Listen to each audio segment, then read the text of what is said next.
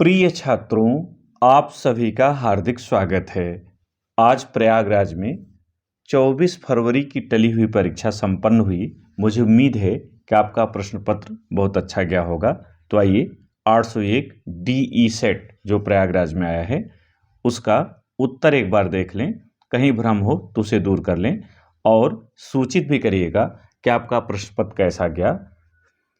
पहला प्रश्न है, रस मीमांसा के लेखक हैं। इसका सही उत्तर है आचार्य रामचंद्र शुक्ल। क्या भूलूं क्या याद करूं के रचनाकार हैं। सही उत्तर है हरिवंश राय बच्चन। प्रेमचंद प्रसिद्ध हैं किस लिए, तो ये बताना है आपको दिए गए विकल्पों में से। सही होगा कहानीकार के रूप में। मानस का हंस जीवनी है, यानी यह जीवनी किसकी है, तो सही है तुलसीदास की। प्रयोगवाद के प्रस्तोता के कवि हैं, यानी प्रयोगवाद किसने प्रारंभ किया, इसका भाव यही है और यहां सही होगा अज्ञेय। रीति सिद्ध कवि हैं, सही उत्तर है बिहारी। जयशंकर प्रसाद की रचना नहीं है, यहां ये ढूंढना था कि कौन सी रचना प्रसाद जी की नहीं है, तो सही उत्तर होगा सी कनप्रिया। पुष्प की अभिलाषा के कवि हैं माखनलाल चतुर्वेदी। निम्न में से कौन सी कृत महादेवी वर्मा की नहीं है। ध्यान रखिएगा कौन सी कृत नहीं है ये पूछा है, इसलिए यहाँ होगा रेखा चित्र। बाकी निहार, रस, सांध्य गीत ये तीनों ही महादेवी वर्मा की है। गोदान की रचना कब हुई, यहाँ आपको चुनना था 1936, क्योंकि 32 में इसका लेखन आरंभ हुआ था, पूरा हुआ था 36 में प्रकाशित हुई थी, तो 1936 ही यहाँ सही होगा। रस कितने प्रकार के हैं, सही उत्तर आपका है 9, यहाँ कोई भ्रम नहीं है। उदित उदयगिरि मंच पर रघुवर बाल पतंग में अलंकार होगा, यहां है रूपक अलंकार। 13वां प्रश्न, चौपाई में कितनी मात्राएं होती हैं, तो दिए गए में से विकल्प सही है 16, यानी चरण का यहां पूछा हुआ है। अगर पूरा दिया होता तो अलग अलग होता, लेकिन यहां दिए हुए में से कौन सा सही है, तो 16 होता है, 32 प्रयत्न होती है। अधिकार शब्द में उपसर्ग अधि। दिगंबर में समास है, यहां पर समास का आपसे नाम पूछा है और सही उत्तर होगा बहुव्रीहि समास।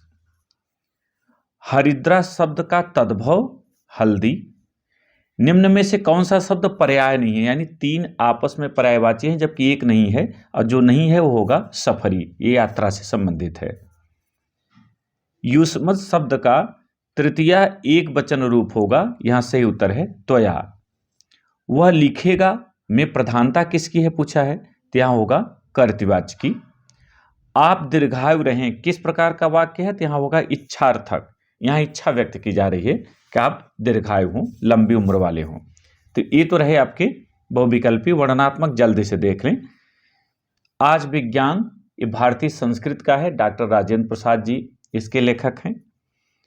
अथवा में अजंता और इसके लेखक हैं डॉक्टर भगवत शरण उपाध्याय। अगर पद्य की बात करें तो बुंदेले हरे बोलो, झांसी की रानी की समाधि पर सुभद्रा कुमारी चौहान जी इसकी लेखिका हैं।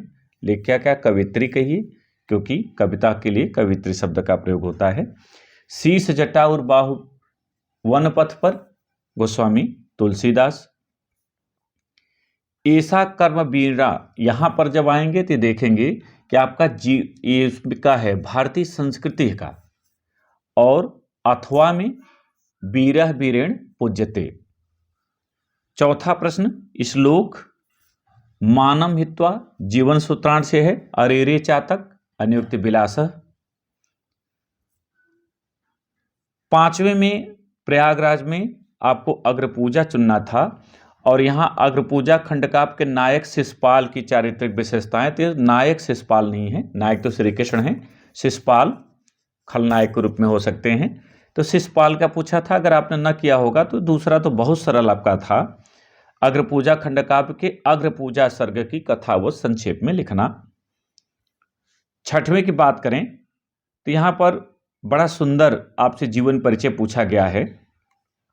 लेखक में डॉक्टर राजेंद्र प्रसाद, आचार्य रामचंद्र शुक्ल, जयप्रकाश भारती, यानी पहला ही शुक्ल जी आ गए हैं।